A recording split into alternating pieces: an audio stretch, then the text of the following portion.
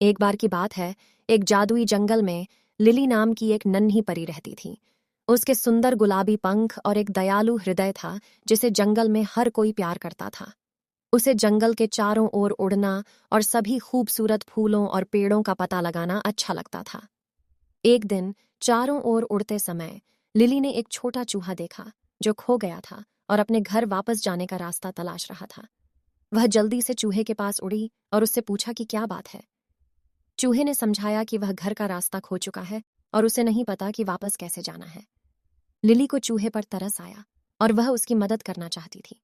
वह जंगल के चारों ओर उड़ गई, सुराग ढूंढ रही थी और चूहे के घर को खोजने की कोशिश कर रही थी। थोड़ी देर के बाद लिली को आखिरकार एक पेड़ में एक छोटा सा छेद मिला, जो चूहे के घर जैसा दिखता था।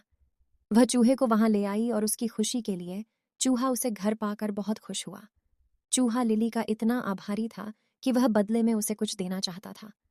उसने लिली से पूछा कि वह क्या चाहती है, और लिली ने एक पल के लिए सोचा।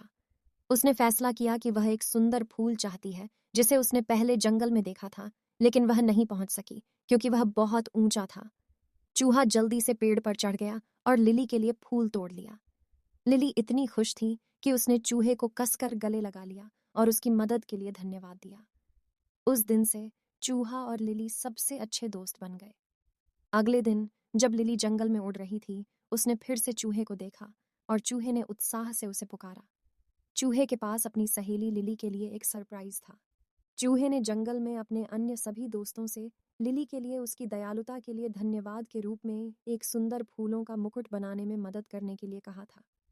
लिली खुशी से अभिभूत हो गई और उसने अपने फूलों का ताज पहन लिया। वह बहुत खास और प्यार महसूस करती थी। वह जानती थी कि उसने जीवन भर के लिए एक नया दोस्त बना लिया है और जादुई जंगल रहने के लिए एक सुंदर जगह है। लिली ने अपने नए दोस्त के साथ जंगल का पता लगाना जारी रखा, दुनिया में सभी दयालुता के लिए आभारी महसूस कर रही थी।